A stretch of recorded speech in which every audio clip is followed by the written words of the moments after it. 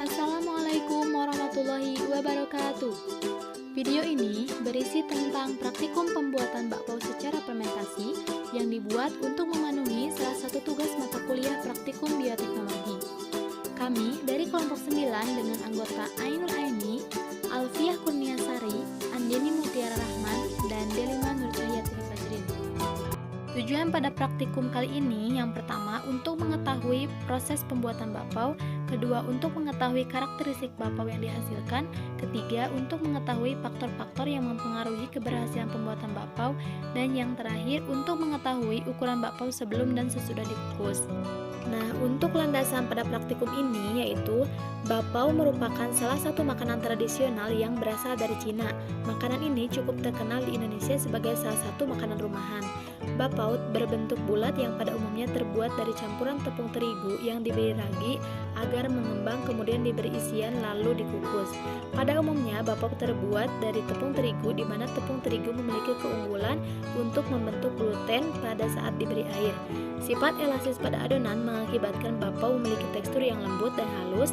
Proses pembuatan bakpao terdapat proses peragian atau fermentasi yang bertujuan agar adonan dapat mengembang.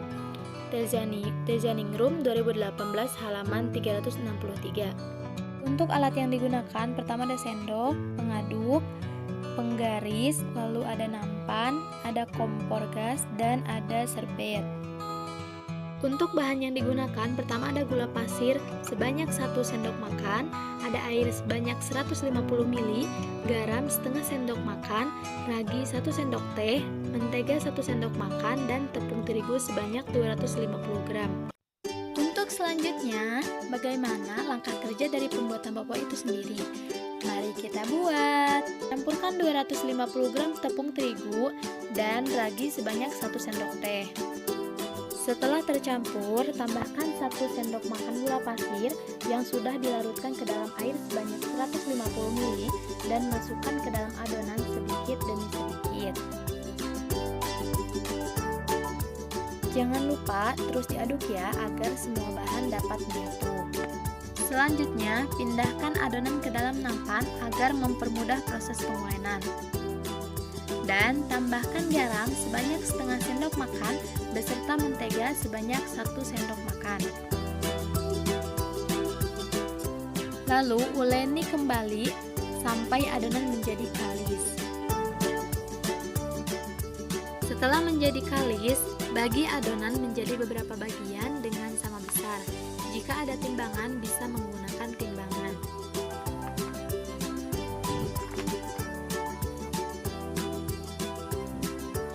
Lalu, diamkan adonan hingga mengembang kurang lebih selama 30 menit. Setelah disimpan, satu persatu adonan bakpao dipipihkan, lalu diberi isian sesuai dengan selera. Tutup dan bentuk bulat kembali adonan agar isiannya tidak keluar.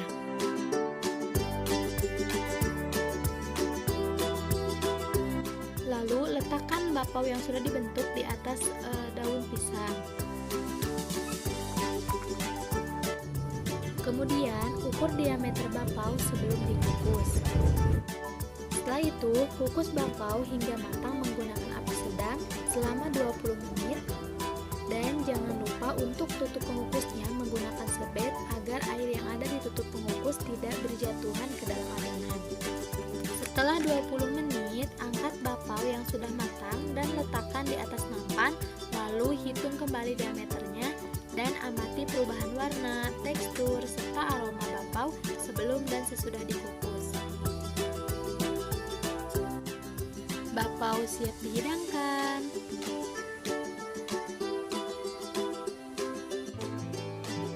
Untuk hasil pengamatan dari praktikum yang telah dilakukan, pertama untuk warna itu sendiri sebelum dan sesudah dikukus berwarna putih kekuningan. Dan untuk aromanya itu sebelum dikukus dan setelah dikukus itu beraroma khas adonan bakpao. Sedangkan untuk teksturnya, untuk yang sebelum dikukus itu lunak, lembut dan elastis. Sedangkan setelah dikukus, bakpao menjadi empuk, lembut dan tidak elastis. Untuk diameternya itu sebelum dikukus 5 cm dan setelah dikukus 7 cm, jadi mengalami pengembangan.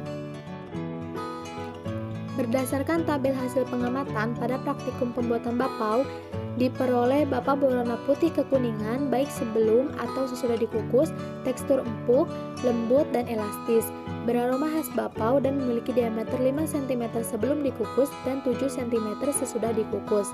Hasil yang didapat menandakan keberhasilan dalam pembuatan bakpao dikarenakan bahan-bahan yang digunakan seperti tepung terigu merupakan bahan utama dalam proses pembuatan yang berfungsi sebagai kulit bakpao yang memberikan tekstur bagi bakpao tersebut.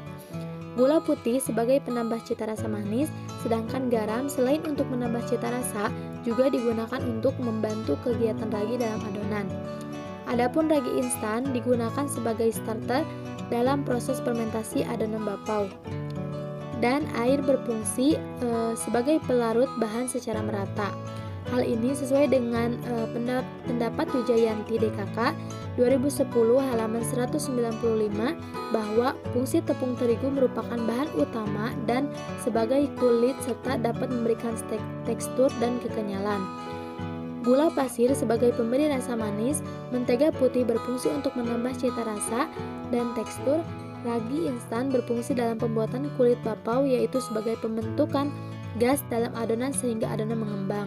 Pada saat adonan diistirahatkan, ragi tumbuh baik pada kondisi lembab dan sedikit udara. Air dalam pembuatan kulit bakpao berfungsi sebagai pelarut bahan secara merata. Garam digunakan untuk membantu kegiatan ragi dalam adonan dan mencegah pembentukan dan pertumbuhan bakteri yang tidak diinginkan dalam adonan yang telah diberi ragi. Kesimpulan pada praktikum ini, pembuatan bakpao dimulai dengan mencampurkan semua bahan berupa terigu, gula, ragi, dan air hingga rata. Tambahkan mentega lalu uleni adonan hingga kalis. Bagi dan istirahatkan adonan selama 20 menit.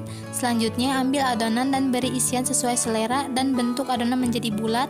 Lalu kukus adonan dan bakpao siap disajikan.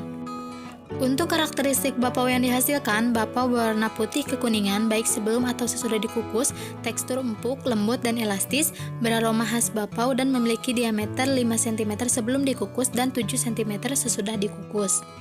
Adapun faktor yang dapat mempengaruhi pembuatan bakpao adalah tepung terigu yang digunakan sebaiknya terigu yang mengandung gluten tinggi.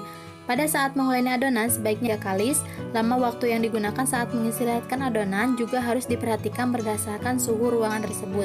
Lamanya proses pengukusan juga perlu diperhatikan hingga adonan benar-benar mengembang dan matang. Ukuran diameter bakpao sebelum dan sesudah dikukus mengalami perubahan, di mana perubahan ukuran diameter bakpao sebelum dikukus lebih kecil, yaitu 5 cm dibandingkan dengan ukuran diameter bakpao setelah dikukus, yaitu 7 cm. Sekian video praktikum pembuatan bakpao secara fermentasi. Semoga video ini bisa menjadi acuan buat teman-teman yang ingin membuat bakpao di rumah. Terima kasih. Wassalamualaikum warahmatullahi wabarakatuh.